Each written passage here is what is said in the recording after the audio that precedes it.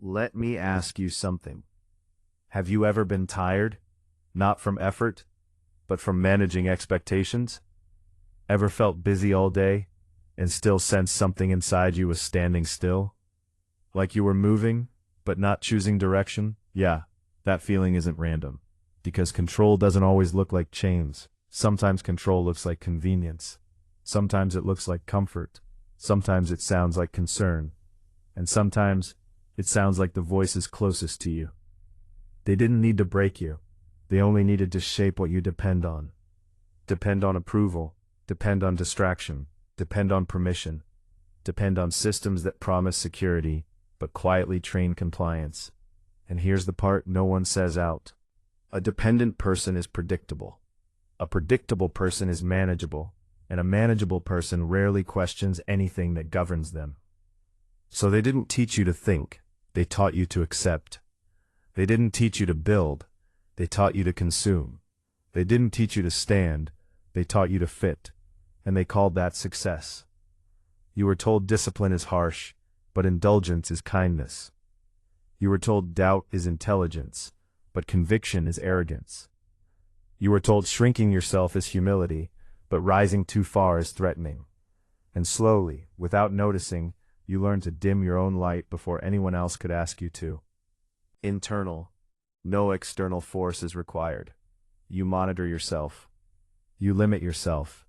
You question yourself on behalf of people who never had to say a word. But let's go deeper. Because systems aren't the only things invested in your dependence. Sometimes it's people. And that realization hurts more. Not enemies, not strangers. People who know your voice, your habits, your past versions. People who are comfortable with the version of you that does not evolve beyond them.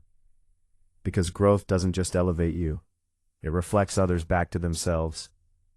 And reflection is uncomfortable for those avoiding accountability. Watch carefully. When you begin to change, when you begin to elevate, be careful. Rarely appears as opposition. It appears in ways you wouldn't even suspect. For instance, doubt disguised as concern. Are you sure that's realistic?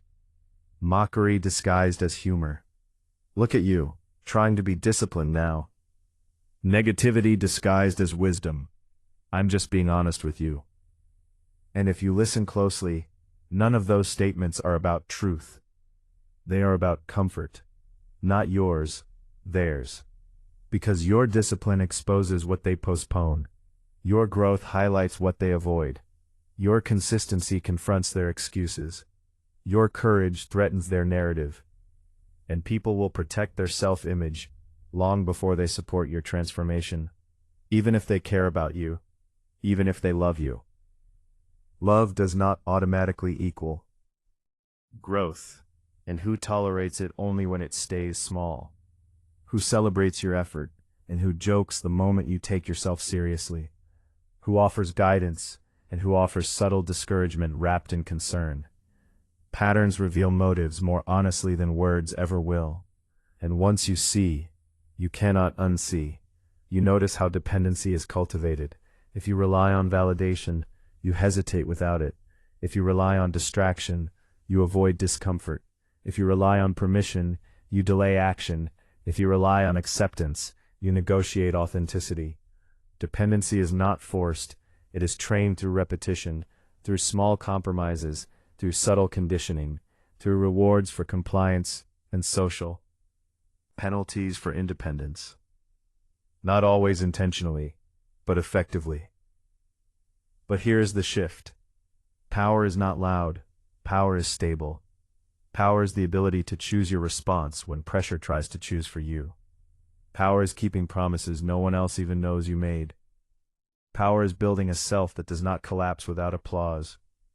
Power is independence of mind, and independence begins quietly. It begins when you stop outsourcing your thinking, when you question narratives even when they are comfortable, especially when they are comfortable. It begins when you replace consumption with creation. Not because creation is glamorous, but because creation returns. Authorship. You stop being managed and start being intentional. It begins when discipline becomes self-respect, not punishment, not rigidity. a promise kept between who you are and who you are becoming. But understand this, choosing independence does not make life easier, it makes it clearer. And clarity removes illusions that once protected comfort. You will see dynamics you once ignored. You will notice energy you once absorbed.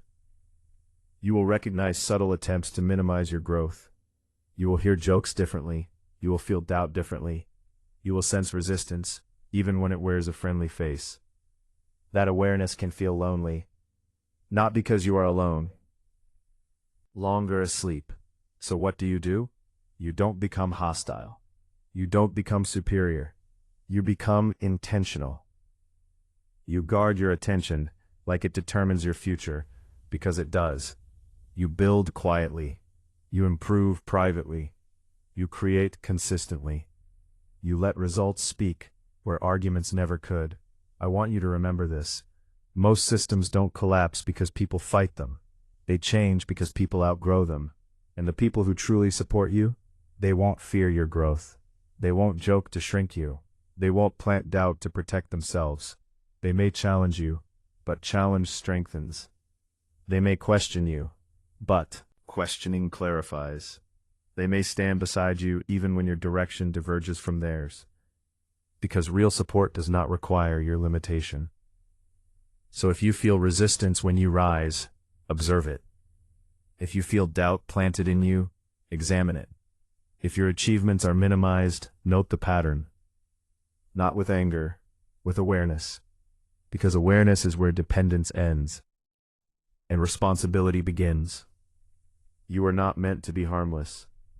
You were meant to be conscious. You were not meant to shrink for comfort. You were meant to expand with purpose. You were not meant to react to life. You were meant to choose within it. And the moment you begin choosing, truly choosing, you become difficult to control, not because you fight everything, but because you understand yourself.